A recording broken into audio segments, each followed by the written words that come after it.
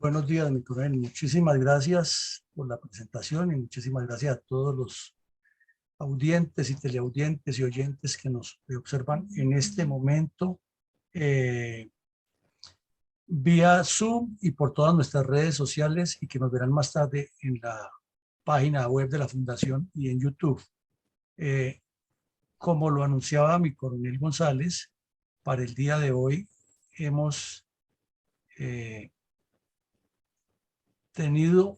tenemos para la presentación del día de hoy el tema del secuestro y el asesinato de los diputados del Departamento del Valle perpetrado por las FARC en en el municipio de Cali y luego el asesinato perpetrado en las montañas de la Cordillera Occidental.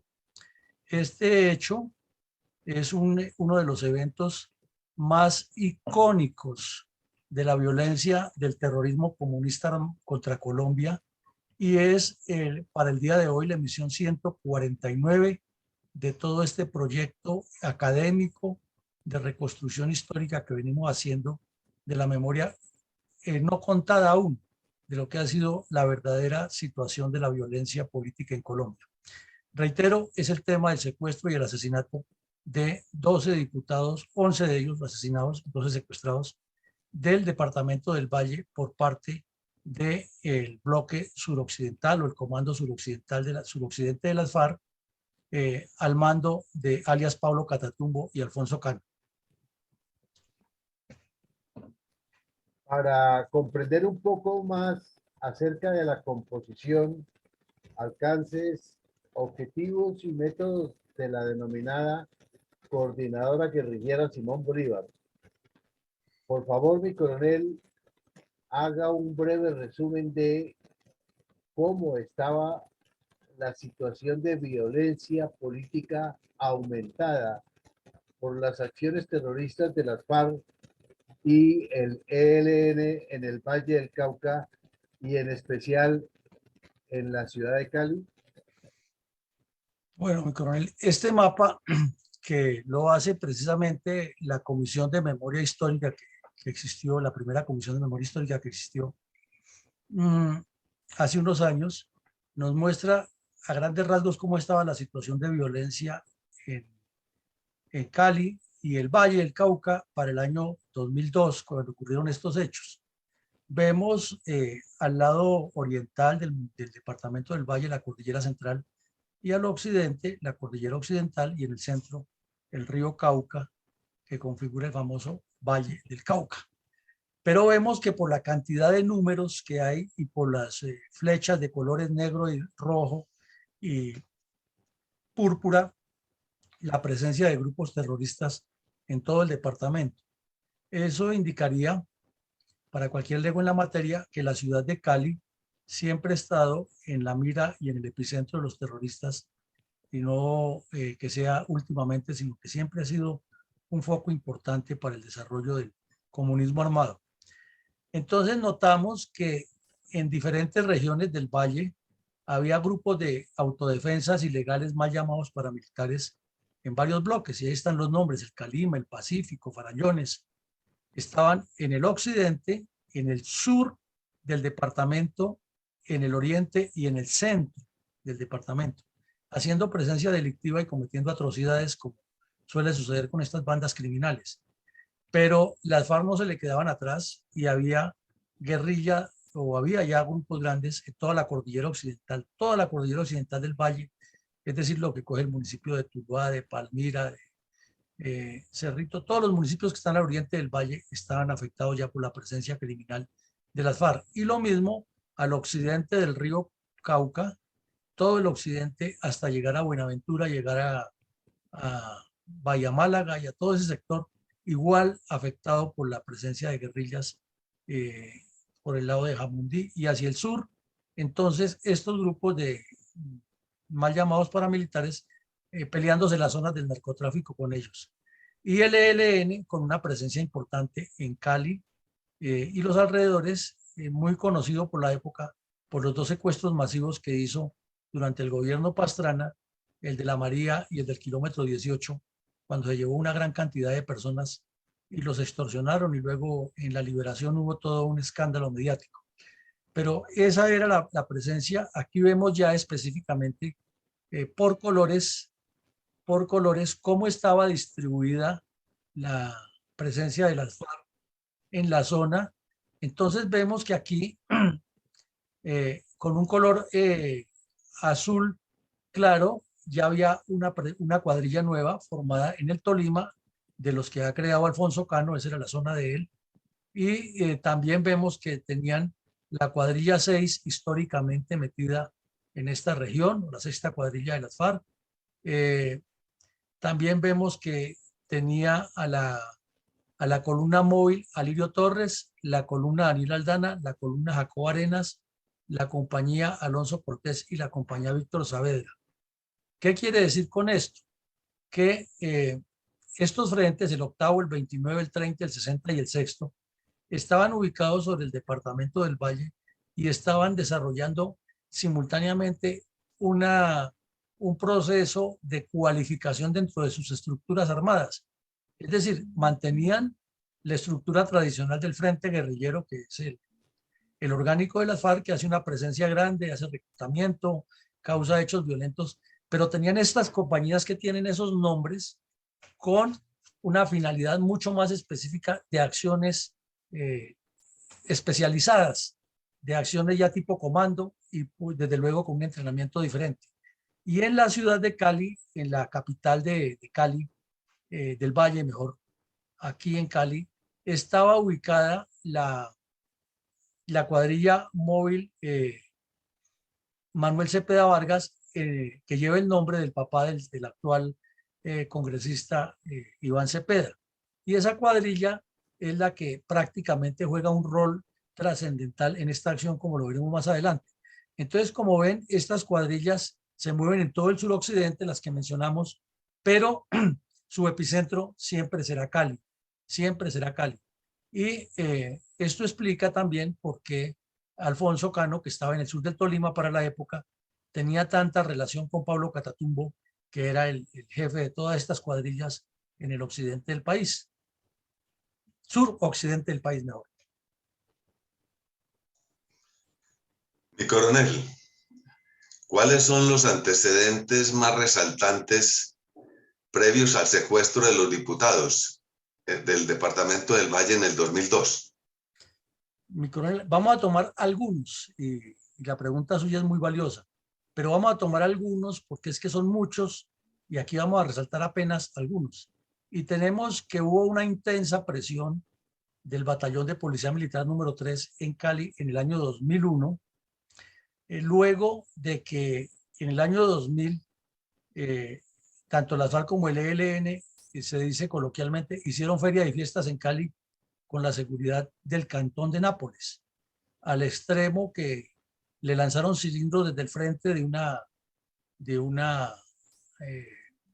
un concesionario de carros que estaba desocupado. Desde ahí lanzaron unos cilindros con explosivos al batallón. Luego, a escasos 200 metros de donde estaba una base militar, instalaron una ametralladora y le dispararon a la base y le dispararon al cantón. Se detectaron muchos planes terroristas.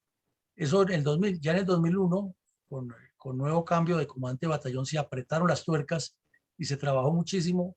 Lo único que pudieron hacer las FARC ese año en Cali fue colocar unos petardos anunciándole a unas personas que que no pagaban unos secuestros. Pero de resto la presión que se les hizo fue muy grande. Fueron muchos los capturados, se les decomisaron unas redes de comunicaciones. Entonces ya había un antecedente grande y era riesgoso. También hubo un desenfoque del general Pedraza Peláez de Francisco, que primero fue el comandante de la brigada e inexplicablemente lo subieron de comandante de la división. Cometió muchos errores, muchas emboscadas le hicieron las tropas al batallón Pichincha, lo emboscaron 3 o 4 veces con resultados letales. Había ocurrido la masacre del Naya de parte de los mal llamados paramilitares. Y realmente el comando de este caballero fue fatal. Y los ascendieron a comandante de la división y allí fue peor porque durante el periodo que fue comandante de la división le ocurrieron cosas tan tenaces como el asesinato de Monseñor de Arte Cancino y también le ocurrió el secuestro de los diputados del Valle por falta de visión estratégica, porque cuando estuvo el general Canal de comandante de la brigada, arrinconó completamente al ELN y lo tuvo al borde de la extinción, y las FARC también las corrieron muchísimo, y cuando llegó este caballero las cosas cambiaron por su poca capacidad estratégica. Entonces, el otro hecho tenaz que fue responsabilidad, nosotros diríamos que alta, del general Pedraza, fue el asalto al Cerro Tokio de la Armada Nacional, porque allí tenía una repetidora de comunicación en la Armada y ahí se metieron los bandidos, asesinaron a varios infantes de marina y le hicieron la que no le harían sino a un ingenuo en la guerra. Le montaron la emboscada y metió de cabeza ya al batallón Pichincha y una emboscada de remate. Así es de que eso fue tenaz, fue en mayo del 2001, si no estoy mal, cuando este era comandante de la brigada. Y después, como les digo, el general Mora, que era el comandante del ejército, lo mantuvo allá y le subió a comandante de la división, algo inexplicable. Bueno, también había unos nexos permanentes del cartel del norte del Valle con las FARC y el ELN. Eso era abierto, era completamente demostrable y tenían el interés del narcotráfico porque las FARC estaban en su momento en las conversaciones con Pastrana en el Caguán, estaban manejando todo el narcotráfico del sur del país y desde luego estaban buscando tomarse el poder, que era lo que ellos buscaban o lo que pretendían en ese momento. Ocurrió el asesinato de Monseñor Duarte Cancino, que fue una persona que los criticó de frente por ese tema, la relación cartel del Valle, cartel del norte del Valle, FARC y ELN. Los criticó por los asesinatos de los soldados en Cerro Tokio y las emboscadas que a menudo hacían. Los criticó por la cercanía que tenían con todo tipo de delincuentes, pero en especial los excomulgó a los del ELN por el secuestro de los feligreses en la iglesia de la María. Entonces le anunciaron que lo iban a matar y lo mataron. Pablo Catatumbo lo mandó a asesinar. Y luego lo que ocurre en Colombia, donde uno evidencia que probablemente hubo la bien conocida corrupción, apareció un magistrado de esos que abundan en Colombia y dijo que las pruebas no eran suficientes para sindicar a los señores de las FARC y quedó libre de penas y de cargos. Las FARC quedaron libres de cargos. Y luego, pues ya el señor Catatumbo, que se ha caracterizado por su cinismo y descaro, o sea, dijo que no tenía nada que ver con el señor Duarte Cancino, que antes lo admiraban. Lo cierto es que asesinaron a Isaías Duarte Cancino, que era uno de los obispos más insidiosos en el buen sentido de la palabra para poner el dedo en la llaga sobre los temas de los problemas sociales en Colombia y que ya había tenido sus dificultades con las FARC en Urabá cuando fue obispo de esa región. También se determinó la presencia de pisasuaves y aquí me detengo un poquito porque estos pisasuaves, como lo hemos visto en anteriores conversatorios, son una especie de fuerzas especiales, de comandos entrenados para causar acciones impactantes en la guerra de guerrillas. Y esos pisasuaves tenían una misión de hacer alguna acción trascendental. Intentaron una que si les hubiera salido, les sale espectacular y fue gracias a la malicia de un soldado. Eso se detectó en Cali. Fue más o menos por el mes de septiembre, octubre del año 2001, que había una compañía que acababa de terminar su permiso de licenciamiento, de licencia de primera fase, y ya los soldados después de esa licencia prestan su primera guardia. Los soldados llaman en términos coloquiales su guardiazo. Y entonces generalmente la primera guardia de una compañía nueva, eso es demostrar en todo el ejército, porque esos soldados están con los ojos abiertos, pendientes al estímulo y a destacarse. Y preciso, entró por la guardia un tipo uniformado de camuflado y el soldado nuevo apenas lo vio de una vez lo encañonó. Entonces el comandante del batallón estaba cerca de la guardia, preguntó qué había pasado y el soldado le dijo, mire, es que este tipo no es militar porque lleva los parches de la camisa del camuflado al revés, donde debe ir el escudo de la brigada, este tiene puesto el del batallón y viceversa. Entonces se entrevistó al bandido y efectivamente tenían un plan atroz para esa noche. Y era que esa noche o él se infiltraba como soldado, se escondía ahí en el batallón ya y tenía la forma de avisarles exactamente a qué horas estaba todo en seguridad para hacerlo. Se acercarían en un camión pintado como el del ejército para que el soldado que estaba en la garita creyera que eran soldados que se bajaban del carro y venían y lo degollaban, entraban al casino de suboficiales y mataban a unos y secuestraban a otros. Y eso lo iban a hacer como una noche de cuchillos largos, a puñales.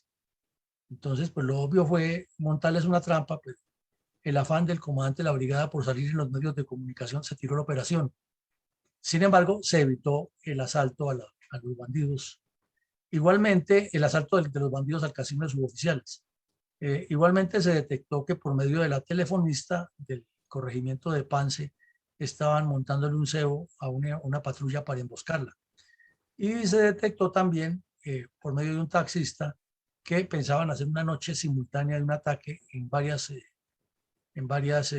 instalaciones militares del suroccidente con un sujeto que venía a Cali a coordinar y le daba como sentimiento de lo que iba a hacer y se puso y le contó al taxista lo que tenían previsto hacer en Ipiales. Entonces entrevistó al bandido y resulta que habían tomado unos perros de esos que parecen boxer, que son arrugados, los habían rajado a los animalitos y les habían cargado con explosivos por dentro y los tenían listos para soltarlos al lado de la guardia del grupo Cabal en Ipiales y, y tenían instaladas en una casa unos morteros para mm, dispararle al grupo ya arreglados con la puntería hecha sobre los alojamientos de tropa y sobre el casino de suboficiales y oficiales. Eso afortunadamente se desarticuló, pero así era la guerra en ese momento y ese es el tipo de personajes que tenemos ahora de senadores y ese era el honorable senador Pablo Catatumbo dirigía todo eso. Entonces son muchas cosas, muchos antecedentes, el tema es larguísimo. De lo que allí ocurría, realmente el Valle del Cauca estaba en guerra como lo ha estado casi toda la vida, esto no se ha resuelto. Por eso cuando escuchamos gente que habla de que hay que dialogar, sí hay que dialogar, claro, con los bandidos, pero que los bandidos cumplan a lo que es y con objetivos claros y que se sometan a la justicia, pero eso no se ha hecho. Eso serían a grandes rasgos los antecedentes, Nicolás González. Muchas gracias, mi coronel. ¿Quién fue el autor material directo y quiénes los intelectuales y coordinadores de este ataque terrorista? Bueno, mi coronel, entonces para entrar en materia aquí vemos la noticia que publicó ese día el periódico El Tiempo el día siguiente y los nombres de algunos de los secuestrados y la foto de la derecha es la del el subintendente de la policía que estaba más como un símbolo de autoridad que realmente como un miembro de seguridad ya y que fue asesinado, ya veremos cómo. Y aquí los vemos en la foto a algunos de los responsables de este acto criminal. En particular, este delincuente sobre el que tenemos el cursor, Jorge Torres Victoria, alias Pablo Catatumbo, que es de allá de Cali. Este sujeto pues tiene una historia larga de crímenes, perteneció al M-19, al cartel de Medellín, fue atracador en Cali, después se metió a la guerrilla. Macho tiene una historia que eso es como para hacer una novela de un delincuente y ahora es honorable senador de la República.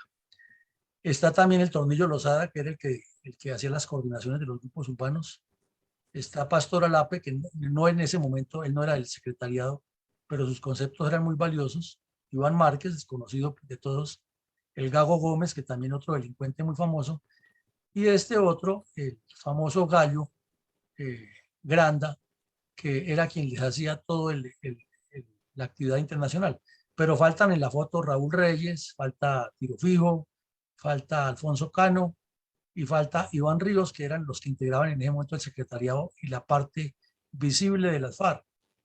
Ellos tomaban las decisiones en conjunto y ya habían tomado la decisión de que, así como en Neiva, habían hecho el secuestro de las personas en el edificio Miraflores y habían hecho otros atentados, o habían cometido otros delitos en Colombia, era necesario hacer algo de impacto en Cali. Repito, ya lo han intentado con ese plan que tenían sobre la tercera brigada que no les cuadró gracias al soldado este que descubrió al bandido con el parche al revés, y también habían pensado en meterse a la gobernación del Valle directamente, pero vieron que por la ubicación geográfica de la gobernación y por otras condiciones les salía más fácil en la asamblea porque era más visible.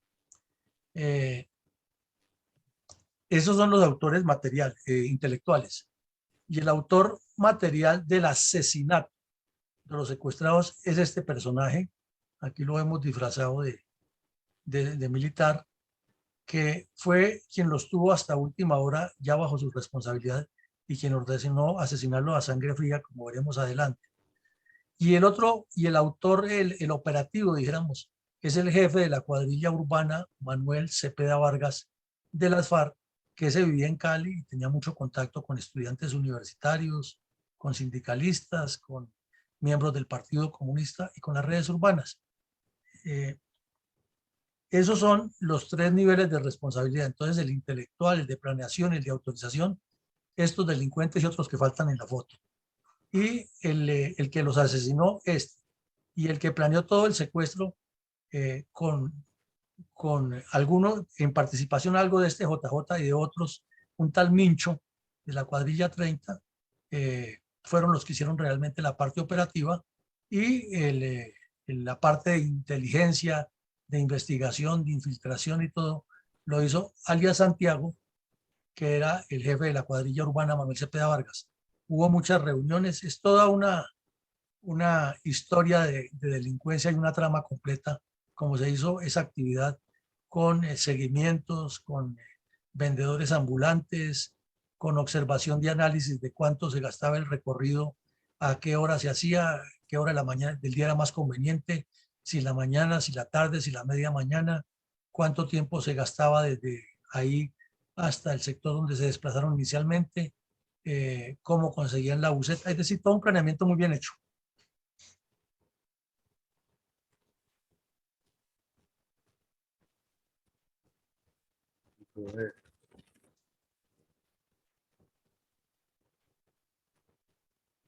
Escúchame, coronel. Sí, le estoy escuchando. Ah, bueno, entiendo. ¿Cómo se desarrollaron los hechos en la sede de la asamblea, mi coronel? Bueno, aquí esta foto muestra cómo la gente va saliendo como dóciles corderitos de los salones de la asamblea. Entonces, esta foto es anterior, fue tomada por un periodista que estaba por ahí sin saber lo que estaba ocurriendo. Ahí vemos los bandidos disfrazados de soldados, y para ese tiempo ya era común en Cali que las patrullas del ejército salieran a la calle con los perros para detectar o explosivos o detectar droga.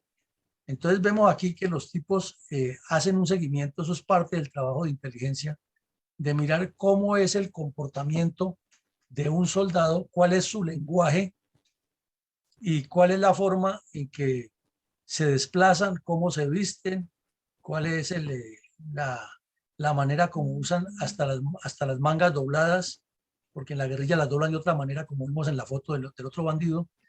Entonces se preparan, los aíslan un buen tiempo y todo el tiempo los están formando como si fueran soldados, las botas muy bien emboladas, es decir, que aparentaran completamente lo que eran soldados, las armas todas iguales, con fusiles Galil, como andaban los soldados, las cartucheras, etcétera. Y llegan a la asamblea, se distribuyen en tres grupos. Un grupo entra al sitio donde estaban reunidos los asambleístas, los diputados, y les dice, palabras más, palabras menos, señores, somos el grupo antiexplosivos del batallón primero Numancia de contraguerrillas. Estamos aquí en este momento porque nos llegó una alerta de que hay una bomba. No se preocupen, que la bomba no está aquí donde están ustedes. Parece que la bomba está en un baño. Vamos, ya hay otro grupo revisando y efectivamente hay otro grupo que llevaba un petardo de pólvora negra que iban a hacer estallar como si fuera realmente cierto. Y otro grupo se regó dentro del edificio de la asamblea haciendo el alarde de que estaban limpiando el sitio, revisando y aparentando que estaban, y con cuidado muévanse hacia acá, y ordenándole a la gente salga hacia la salida principal, y a los diputados estése quietos aquí que los vamos a llevar a un sitio seguro de la tercera brigada para que no les pase nada. Y dos bandidos con diferentes megáfonos diciendo a la gente que se tranquilizara, que tuvieran calma, que no iba a pasar nada, pero que había una amenaza de bomba y que la hicieran. Entonces, ahí ocurrieron dos cosas, que uno de los funcionarios de la gobernación o de la asamblea, mejor, tomó el megáfono y salió inclusive hasta el sector aledaño a advertirle a la gente que se tranquilizaran, pero que se retiraran hacia otro lado porque cerca había una bomba. Entonces, que había una amenaza de bomba que con mucha tranquilidad, entonces la gente se dispersó y les abrió el camino que ellos necesitaban. Y el diputado y los diputados que estaban en la sala fueron saliendo como ovejitas en dirección a la buseta que ya estaba parqueada ahí. Y mientras iban caminando, dos diputados que no estaban en el salón, que venían tarde a la sesión, les dijeron a los bandidos que también eran diputados y se subieron a la buseta, o sea, sin saber, se fueron allá. Y entonces cuando el policía que estaba de seguridad, que tenía un revólver, el subintendente, que era, como les digo, más de imagen de autoridad que de seguridad física, que podía prestar con un revólver frente a una acción como esta, que además era inesperada, les preguntó a los bandidos que qué pasaban y el grupo le dijo, es que en el baño hay una bomba, o sea, donde iban a colocar ellos el petardo que explotaría como forma de mantener engolosinadas a las autoridades, verificando qué había pasado, pero realmente lo que les interesaba era sacar los diputados y ese era como el señuelo para mantener la tropa ocupada. De igual manera, habían dejado otro grupo, eran 300 personas que participaban en la acción, en distintos sitios que fueran visibles para que el ejército fuera hacia allá, estuviera en combate con ellos mientras huían con los diputados hacia otro lado. Ese era el plan.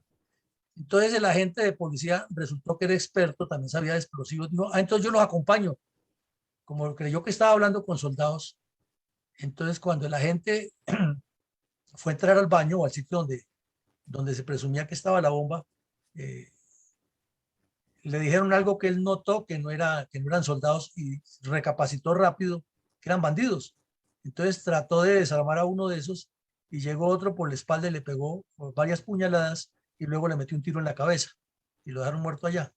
Entonces con esa muerte, el disparo y ya la gente que aún quedaba en el edificio se dieron cuenta que no era no era ejército ni nada.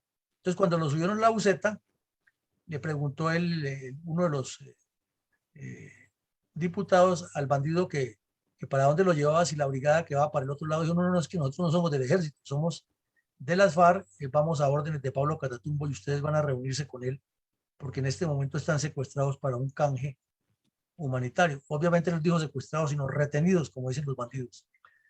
Aquí vemos la foto ya cuando la policía reacciona, tratando de avisarle a la gente que se quiten de ahí, que va a haber combates, todo lo que pasa. Es una foto histórica de lo que pasó ese día, pero ya los bandidos se han ido y entendamos que la policía llega en un momento que no tiene claridad, porque es muy fácil decir hicieron o no hicieron, pero es que hay que tener la claridad de qué está pasando y hasta que no se esclarecen los hechos, pues es mucho el tiempo que ganan los bandidos en irse.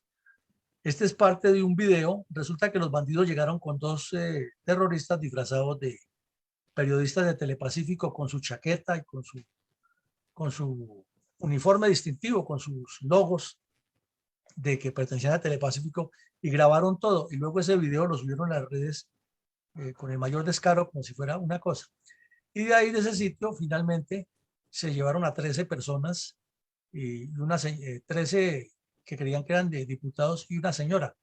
Pero ya en el camino los convencieron que dejaran libres a dos. Ahí se salvó un diputado que se hizo pasar por empleado y él era diputado, y los otros dos que soltaron.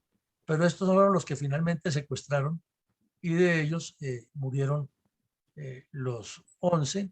Se salvó el señor Sigifredo López por una historia que ya veremos que es un poco compleja. Cada uno tenía una historia. En los días subsiguientes, Alfonso Cano dijo que los habían secuestrado porque les iban a hacer un juicio por presuntas malversaciones de los dineros públicos.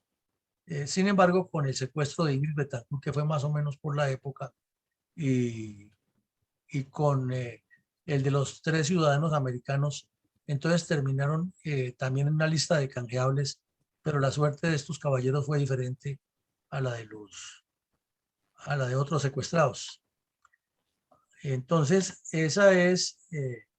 así se desarrollan los hechos. Aquí vemos el momento en que el camarógrafo de RCN es avaliado por los bandidos y muere este muchacho también, y también murió el conductor de la camioneta que fue avaliado por parte de los bandidos, y este señor Pablo Catatumbo tuvo el descaro de decir que ha sido el ejército el que ha matado al camarógrafo y al conductor, cuando en realidad lo que iban subiendo de los periodistas iban detrás del ejército, subiendo hacia el sector donde se presumía que habían cogido con los secuestrados para pues hacer sus tomas y publicar la nota lo más cercana posible a la realidad.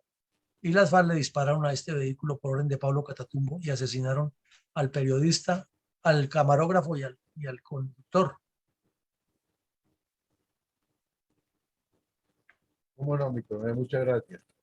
¿Cómo sucedió la persecución y cuáles fueron los resultados parciales de la operación de búsqueda durante los primeros meses?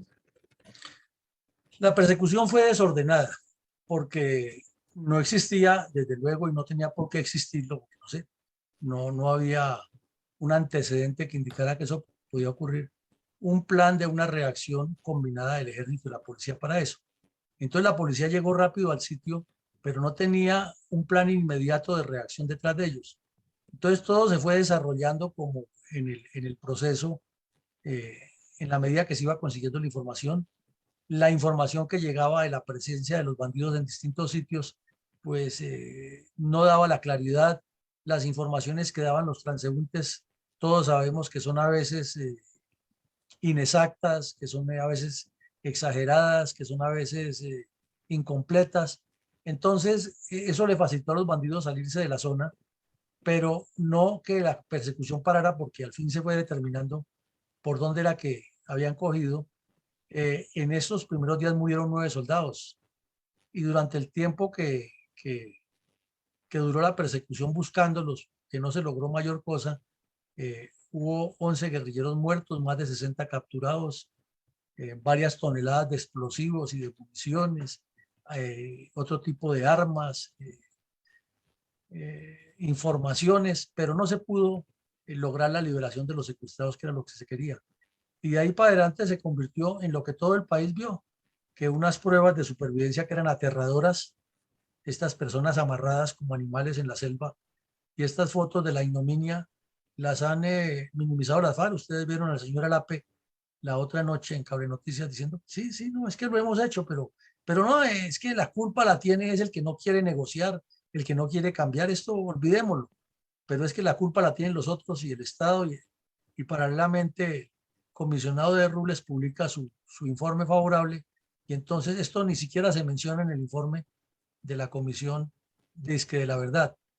Pero esta foto, igual que la vimos con los que estaban secuestrados en otras partes del país, de soldados y de policías y de otros civiles, es algo que pasará a la historia como la ignominia, y que generaciones futuras, por años, por siglos, recordarán esto de personas amarradas con cadenas al cuello, o durante lo que llaman las marchas guerrilleras, con un lazo colgado al cuello, amarrado uno con otro, con un nudo corredizo. Con eso, si alguien sale corriendo, inmediatamente el nudo se activa y ahorca a la persona. Y así pasaron los años de informaciones, de grabaciones forzadas, que estas personas tenían que salir a decirle, señor Uribe, por favor, negocie con la guerrilla, haga el acuerdo humanitario, que era el que querían hacer para convertirlo en un canje permanente. Entonces, cada vez que las tropas o los organismos de seguridad capturaran un terrorista, ellos iban y secuestraban a un militar, a un policía o a alguna persona de trascendencia pública, e inmediatamente hagamos el canje, y entonces eso se iba a volver eterno y les iba dando una legitimación de ejército igual o de otro estado igual. Y eso fue lo que el presidente Uribe no podía hacer, ningún gobierno serio, y originó tantas divergencias y que aún siguen latentes porque la desinformación y la falta de claridad de qué es lo que quieren estos grupos siempre ha sido igual. Y así pasaron 5 años, que es mucho tiempo, esta gente sufriendo y padeciendo todas esas torturas, amarrados, caminando de día, de noche, moviéndose de un lado a otro, y con la amenaza latente de que en el año 2004 el Estado colombiano intentó rescatar al gobernador de Antioquia, que también había caído en otro secuestro en el municipio de Caicedo, y cuando lo intentaron liberar, un tal Paisa, que no es el Paisa de Venezuela, sino otro, ordenó asesinarlo a sangre fría, y Alfonso Cano y Catatumbo le dieron la orden a estas cuadrillas. Había que asesinarlos en el momento en que intentaran un rescate o que intentaran escaparse. No había término medio y así los advertían. Entonces la tortura era permanente, la presión psicológica era permanente para los secuestrados y las pruebas de supervivencia eran por allá cada 8 o 10 meses, diciendo, muy cortas, ¿no? Unos videos muy cortos, diciendo que aquí estoy soportando este drama en la selva, pero que el gobierno nacional haga el acuerdo humanitario.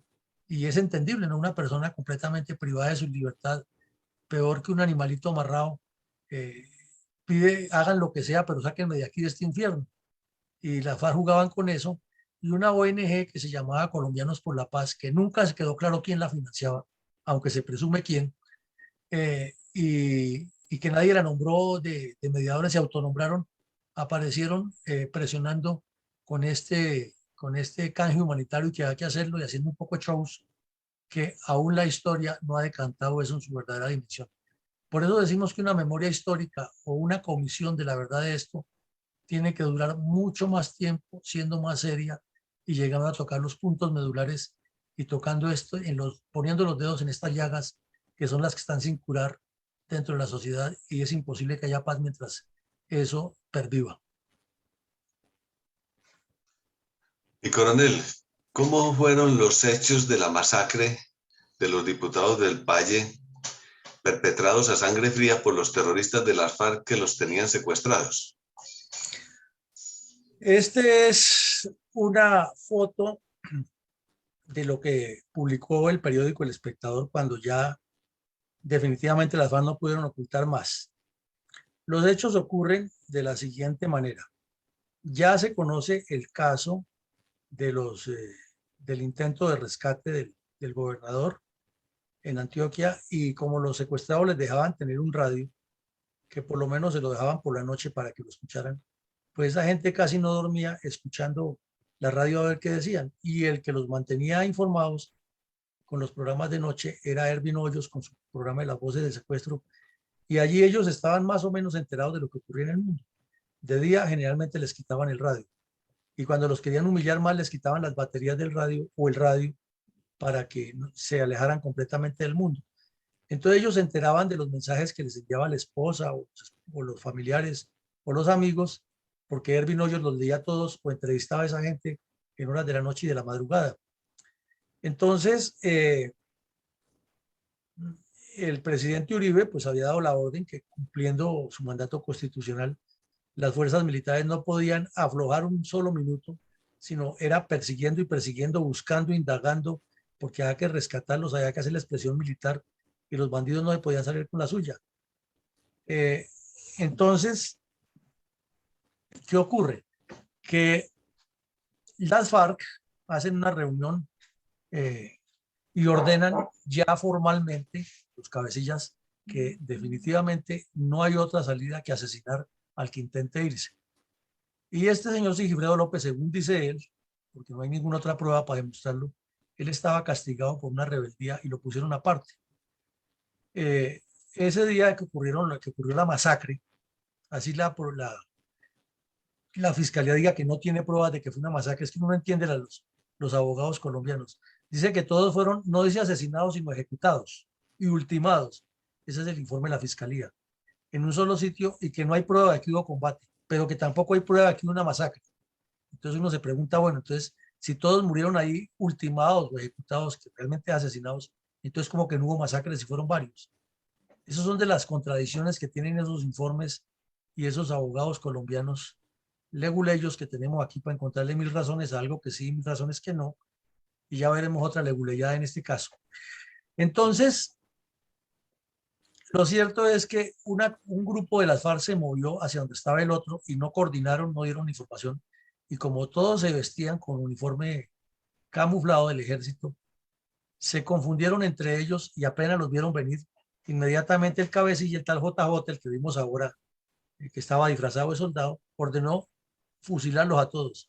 Los arrodillaron y por la espalda les pegaron los tiros a todos en la nuca y en la espalda, y así está el informe forense de la fiscalía. Y además porque encontraron en el sitio donde se cometió la masacre, encontraron las vainillas que dejaron allí los bandidos, y dentro del cuerpo los cartuchos que todos eran de fusil AK-47 del que no usa el ejército. Pero tienen un poco de leguleyadas ahí en el informe, que es que no se prueba que hubo masacre, porque es que no aparecen los tatuajes del disparo hecho a corta distancia. Pero si fueron asesinados por la espalda, se supone que la distancia no fue mucha. O sea que parece que los arrodillaron, se pararon detrás y como en las películas a una orden de preparen, apunten fuego, les dispararon y los mataron a todos al tiempo, porque los cadáveres quedaron más o menos ubicados en unas posiciones o el sitio donde se detectó en la manigua que ha podido ocurrir más o menos a una distancia normal. Los testimonios de los bandidos nunca fueron claros respecto a eso, y entonces ahí es donde viene el detalle, que no se vuelve a saber nada, absolutamente nada, de los diputados del Valle. Esto ocurre más o menos en junio del 2007, y en marzo de 2008 es cuando el ejército colombiano y las fuerzas militares colombianas ingresan al campamento de Raúl Reyes y lo dan de baja en el Ecuador. Se encuentran los 3 computadores y ahí aparecen todos los defensores de oficio, los mismos magistrados de la Corte Suprema de Justicia y todos los leguleyos que hay en Colombia, y los corruptos y los idiotas útiles que abundan en este tema, diciendo que esos computadores no tenían validez, que esos computadores eran elaborados por la CIA, que como así que un bombardeo y muere Raúl Reyes, pero el computador queda bueno, y un poco de disculpas peregrinas y baladíes. Lo cierto es que el señor Correa se salió con la suya y no fue investigado en la Corte Penal Internacional por apoyar a las FARC. Pero ¿cuál fue uno de los grandes secretos que se descubrió ahí? Que ahí estaba escrito todo el intercambio de correos electrónicos entre Raúl Reyes, Timochenko, eh, Márquez, Catatumbo, Cano y los demás bandidos de las FARC, opinando acerca de lo que ha pasado. Entonces, al principio Catatumbo, como buen bandido, se lava las manos y dice, es que al parecer en una unidad nuestra hubo un combate de tropas sin identificar y no se sabe si era con paramilitares o era con el ejército, y entonces en medio del fuego cruzado murieron los guerrilleros. Entonces inmediatamente Alfonso Cano dice, eso hay que echarle la culpa al ejército, y decimos que eso fue así. Y Tiro Fijo, que en medio de lo bandido era como más sensato, dijo, no, si es que los hechos son los hechos y ese cuento no nos lo van a creer a nosotros. Eso está en los computadores de Reyes. Y está todo transcrito en mi libro Complot contra Colombia, y lo pueden leer completico, los textos de los mensajes que intercambiaron. Entonces, Iván Márquez dice algo así como que esto ya es un hecho grave, toca manejarlo es políticamente, bajar el perfil y que las cosas no queden claras, no queden las FARC como responsables. Entonces ya luego el mono Jojoy, que era el más desabrochado, entonces, ¿cuál es la vaina de que no reconocemos eso? Si se iban a volar y era nuestra ley que cumplan. Entonces, finalmente Tiro Fijo se impone y dice, no, hay que poner la cara, y es cuando ANCOL, que era la Oficina Internacional de Relaciones Públicas de las FARC y su medio internacional de comunicación, saca un comunicado en el que dice que sí, que lamentablemente en hechos que se están investigando murieron los diputados. Entonces cuando el presidente Uribe se les balance en ristre, le dijeron, los asesinaron y tienen que reconocerlo, y entonces ya viene la OEA a hacer su show, porque ellos necesitaban, ya que no producen nada, necesitaban aparecer de mediadores en la paz de Colombia, y suben hasta el cerro y comienzan las FARC a darles caramelo, y es que fue aquí, que no, pero que fue que no sé qué, y se demoraron varios días para entregar los cadáveres, y ahí es cuando la fiscalía va y levanta los cadáveres y demuestra lo que hay. Por supuesto, el país quedó en un estupor total, las FARC completamente desprestigiadas más de lo que estaban. Y aquí vemos los entierros prácticamente simbólicos, porque allí lo que llevan sus familiares, pues desde luego, no son los cadáveres ya, sino lo que encontraron de restos y lo que se suponía por ADN, donde los enterraron, que podría ser el cadáver de cada uno de los diputados. Fueron imágenes que le dieron la vuelta al país y que marcaron el principio del fin de las FARC, porque pues paralelamente con la muerte de Raúl Reyes ocurrió la de Iván Ríos, la de Tiro Fijo, y una de las pruebas más contundentes es que después de que caen los computadores de Reyes, Sandra Ramírez, la honorable senadora que hoy está, le digitó a Tiro Fijo su última carta dirigida a los demás bandidos, donde dice, realmente con esos computadores se cayeron todos nuestros secretos, ahí está todo lo que ha hecho las FARC, ya no nos podemos poner a negar lo que es, tenemos que trabajar por corregir esto, esto y lo otro, y les da unas instrucciones finales que es como el testamento de Tiro Fijo a las FARC. Pero estas imágenes pasarán a la historia como la muestra de la barbarie comunista de las FARC y de la componenda tan oscura que tiene esa Comisión de la Verdad al desconocer esto tan grave y echarle la culpa al Estado, que es más o menos la dinámica que han venido trabajando otros. Gracias, mi coronel. ¿Cómo ocurrió el show publicitario de la liberación de Sigifredo López y cuáles fueron los hechos que complicaron su situación jurídica temporalmente? La liberación de Sigifredo López, como la vemos aquí en la foto, que llevaba 5 o 6 años, ya no conocía bien a sus hijos, fue un show montado por la Cruz Roja, por Piedad Córdoba, con sus colombianos por la paz, por las FARC, y para lo cual le sirvió de comodín la familia de este señor. Ante la posición radical del presidente Uribe de que no se podía negociar con secuestradores, ni mucho menos canje humanitario para que se volviera el secuestro un método permanente de coacción, las FARC comenzaron a liberar a cuentagotas. Se ocurrió el caso de Manuel, que es otro caso que tenemos que analizar aquí y ver, el del niño, el hijo de Clara Rojas, que quedó embarazada en cautiverio y nació allá el bebé. El de la señora Consuelo Perdomo, que terminó dándole gracias a los bandidos, Consuelo González, corrijo, allá en era senadora por el Huila y terminó dándole gracias a los bandidos y a Chávez, sin entender esa señora que lo que le estaban era utilizando para que Chávez quedara como El Salvador y que las FARC eran los buenos y Uribe el malo. El escándalo mediático que armó la mamá de Ingrid Betancourt por el mundo, desagradecida con el presidente Uribe, que estaba haciendo todo lo posible, y no con Uribe, con las fuerzas militares que estaban haciendo todo lo posible por liberar a su hija.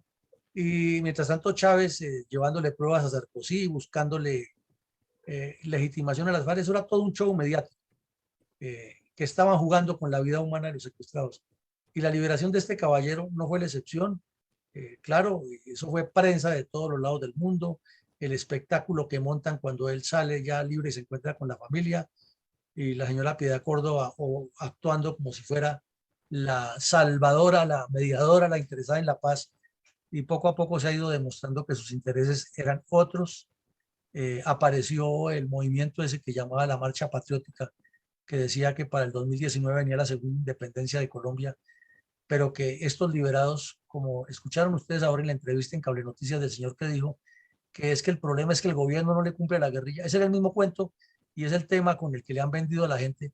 Así como los muchachos dicen que nos están matando y que nos matan por pesar distinto, hay mucho idiota útil que repite el mismo cuento, que es que el que no cumple es el gobierno, y cae en estos espectáculos mediáticos. Síntesis, la liberación de este señor López fue parte del mismo show que han montado en diferentes partes del país para liberar secuestrados y presionar al gobierno al canje humanitario.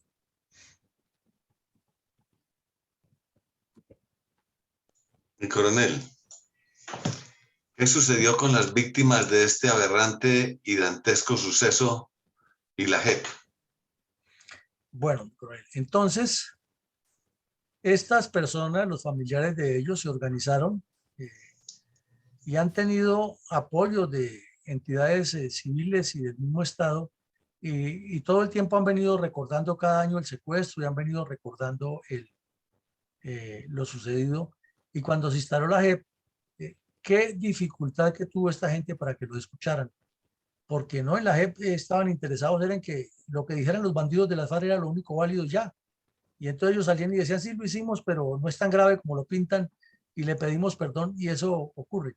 Desafortunadamente, estas víctimas tampoco es que han estado tan unidas en un solo objetivo, porque Santos los compró con mermelada, les dio algunos cargos, los ubicó, los dividió y no han estado tan unidos.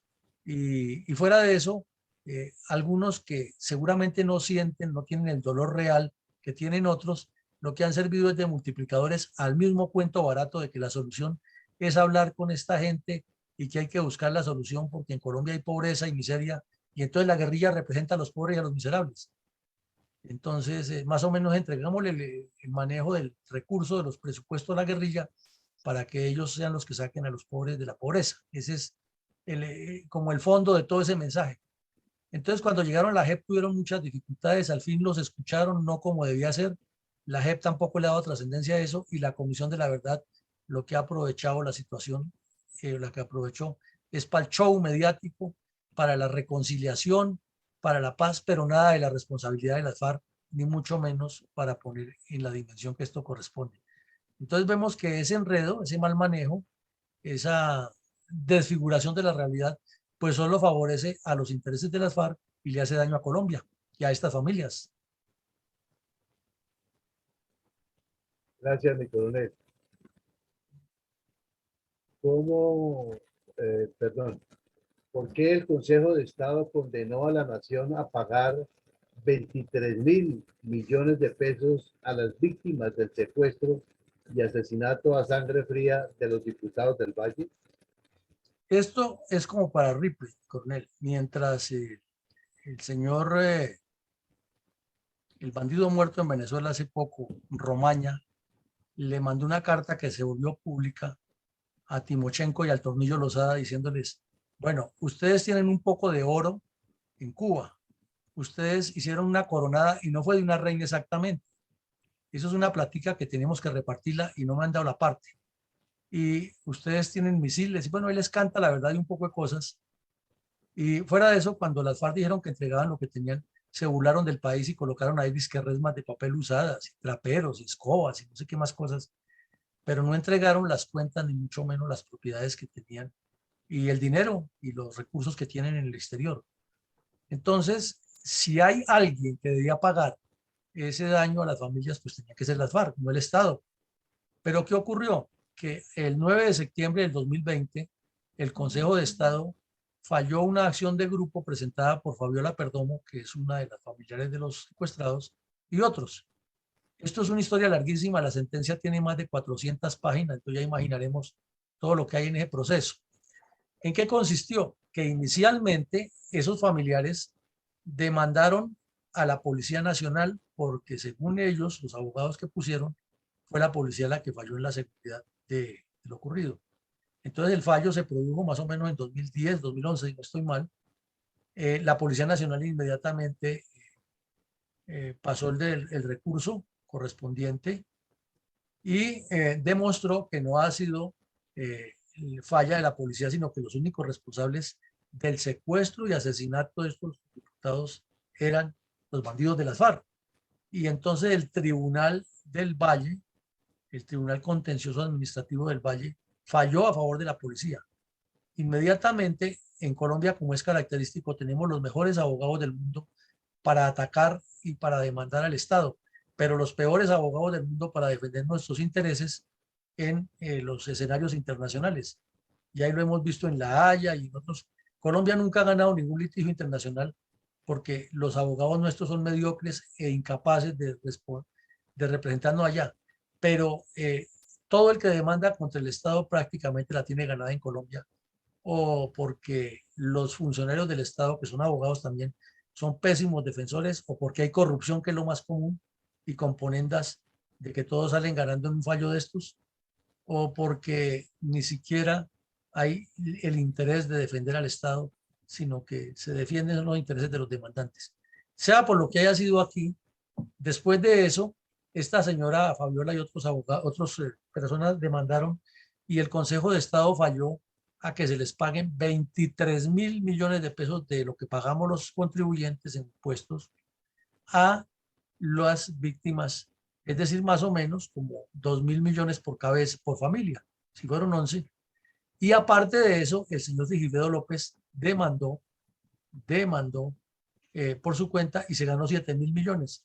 Entonces, lo que uno ve ahí es que como el señor Sigifredo se ganó 7.000, los otros también quieren 17.000. Y quién sabe qué otros recursos y qué otras cosas sucedan, pero esto todavía no está terminado y porque el fallo dice inclusive que es para estas personas y quienes aparezcan posteriormente diciendo que son víctimas. Entonces seguramente le darán adendos y quién sabe hasta cuándo estaría Colombia pagando por algo que tienen que pagar son los bandidos de las FARC.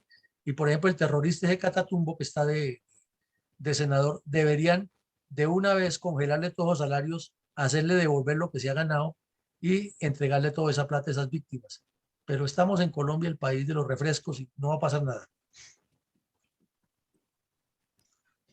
Y coronel, ¿cómo sucedieron los actos propagandísticos de ese calculado arrepentimiento de las FARC frente a las familias de los diputados secuestrados y asesinados a sangre fría por este grupo terrorista? Pues aquí lamentablemente, mi coronel, sería como decía Nerón, de pan y circo. Es increíble lo que pasa.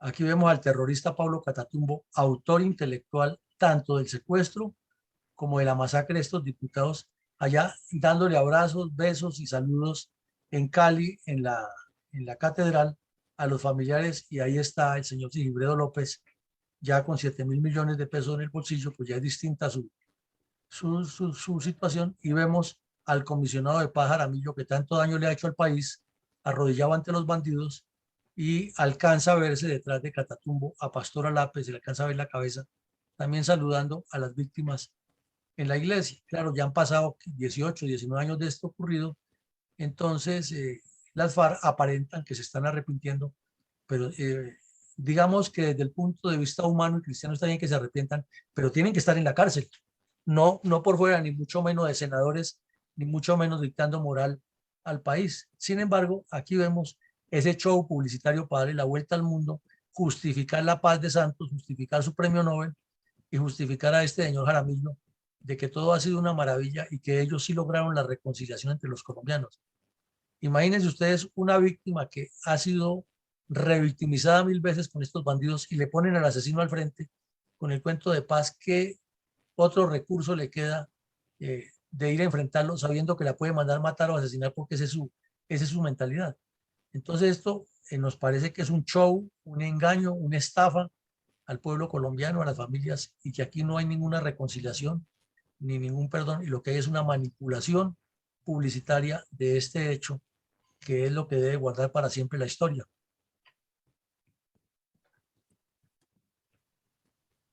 Mi coronel, ¿por qué fue extraditado a Estados Unidos alias JJ, responsable de la masacre de los diputados del Valle? Este bandido fue extraditado a Estados Unidos porque en varias cortes de allá tienen investigaciones por envíos de toneladas de narcotráfico. Este tenía nexo directo con el señor Catatumbo y era el que le entregaba la plata. O sea, el jefe del capo de los capos era Catatumbo y Cano.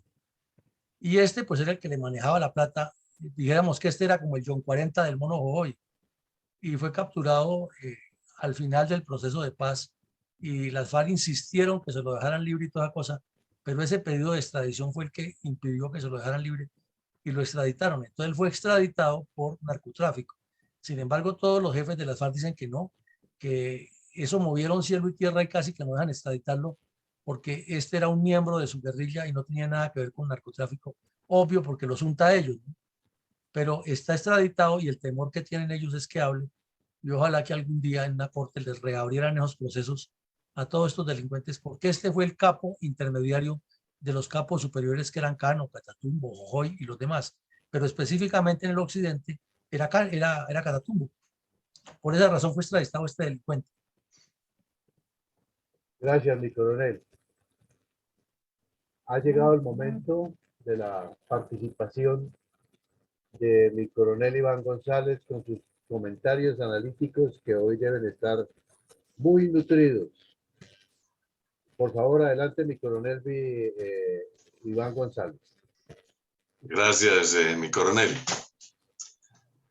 Pues toda una novela increíble, como si hubiera sido un libreto programado para crear una obra literaria de premio Nobel. Desde la comisión del delito hasta el supuesto perdón comprado en el caso de Sigifredo con 7.000 millones, pero no con el dinero del que lo secuestró, sino con el dinero del resto de los colombianos inocentes, que no le hemos hecho mal a nadie, ni tampoco a Sigifredo para que le diéramos esa plata.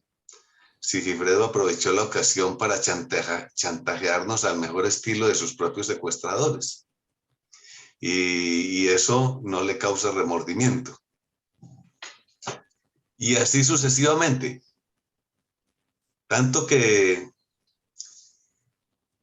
también cae hasta la iglesia, porque esa foto que acabamos de ver ahí de Pablo Catatumbo dándole la mano y pidiendo perdón a las viudas dentro de la solemnidad de la catedral, pero con el manto, arropados con el manto del obispo de Cali, pues Darío Monsalve, pues en una ceremonia como lo es la Santa Misa, los llevó allá. Quizá de pronto uno hubiera dicho, bueno, pues es que si esto fue un asesinato y si esto fue un acto, digamos, como dicen ellos, por voluntad política, por necesidad política, pues se hubiera podido hacer ahí en la Plaza de Caicedo, en público, al aire abierto. Pero no, tenía que imbuirse de la solemnidad de la iglesia para que hubiera más rendición, es decir, más sometimiento de las víctimas, para que nadie se fuera a atrever a decirle a Catatumbo, bueno, usted me está pidiendo perdón, pero yo no lo perdono, porque estaría violando el sacrosanto lugar, por no seguir los preceptos de la iglesia de perdonar a quienes nos ofenden.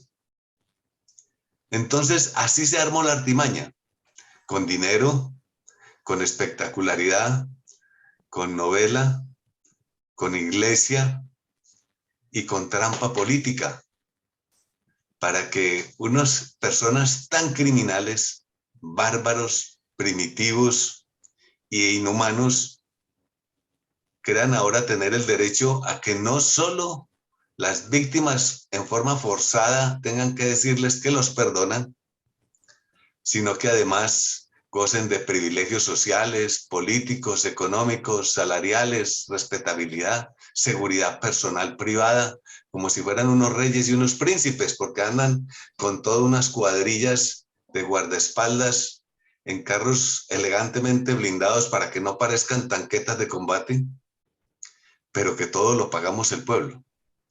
Así es la perversión, esta es la historia que tenemos que contar, que tenemos que dejar en evidencia. La verdad de la verdad y no la verdad invertida, porque ellos la invierten al revés, entonces nos convierten a nosotros, quienes les pagamos el dinero, los perdonamos, en los culpables adicionalmente, o sea que entonces es el pueblo colombiano quien tiene que ir a prisión y no ellos. Entonces es una novela realmente increíble como para otro premio Nobel. Muchas gracias, mi coronel. No, usted, mi coronel González, muy concreto su análisis y muy puntual y llega al asunto, como el cambalache siglo XX, el tango argentino. El bandido se convirtió en señor. Bueno, entonces, no sé si mi coronel Alarcón tenga que complementarnos aquí algo escrito hoy. Efectivamente, pues el violento y terrorista hecho tratado en el día de hoy sigue pasando desapercibido frente a unos familiares sin reconocimiento en una maniobra ilegalmente legal que deja mucho que pensar de una justicia injusta, sobre delitos como estos de lesa humanidad imperdonables para todas las regiones del planeta.